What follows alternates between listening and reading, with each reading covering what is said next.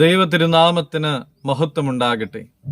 ഏവർക്കും ഹെർമിറ്റ്സ് ടോക്സിന്റെ 741 ഭാഗത്തിലേക്ക് സ്വാഗതം.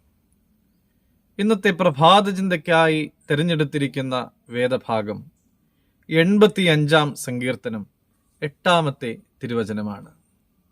യഹോവയായ ദൈവം അരുളി ചെയ്യുന്നത് ഞാൻ കേൾക്കും. ഉടനെ വരൂ, ഞങ്ങൾ ഒരു മഞ്ഞുമലയിൽ ഇടിച്ചു.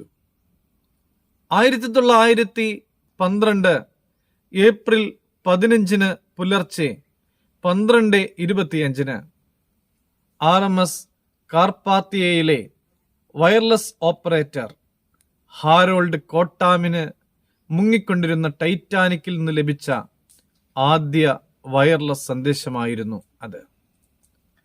അപകട സ്ഥലത്തേക്ക് ആദ്യം പാഞ്ഞെത്തിയ കപ്പൽ കാർപാത്തിയ ആയിരുന്നു.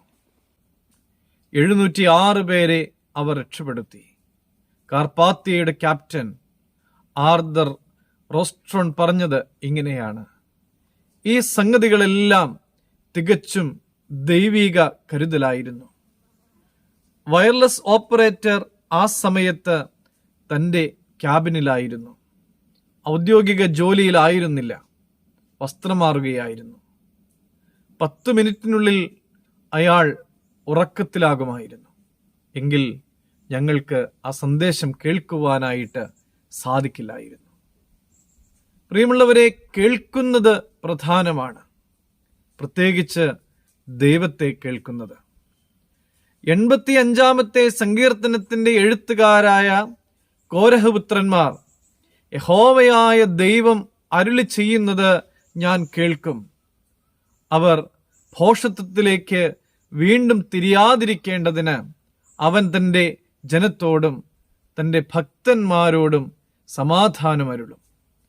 തിരുമഹത്വം അവരുടെ ദേശത്തിൽ വസിക്കേണ്ടതിന് അവൻ്റെ രക്ഷ അവൻ്റെ ഭക്തന്മാരോട് അടുത്തിരിക്കുന്നു നിശ്ചയം എന്നെഴുതിയപ്പോൾ ശ്രദ്ധാപൂർവം ദൈവത്തെ അനുസരിക്കേണ്ടതിൻ്റെ പ്രാധാന്യമാണ് ഊന്നിപ്പറഞ്ഞത്. പ്രിയമുള്ളവരെ, ദൈവത്തിനെതിരെ മത്സരിച്ച അവരുടെ പൂർവികൻ കോരഹ് മരുഭൂമിയിൽ വെച്ച് നശിച്ചു പോയിരുന്നു. പ്രിയമുള്ളവരെ, നമുക്ക് ദൈവത്തെ കേൾക്കാം, ദൈവത്തെ അനുസരിക്കാം. അതിന് ദൈവം നമ്മെ പ്രാപ്തരാക്കട്ടെ. ദൈവം അനുഗ്രഹിക്കട്ടെ.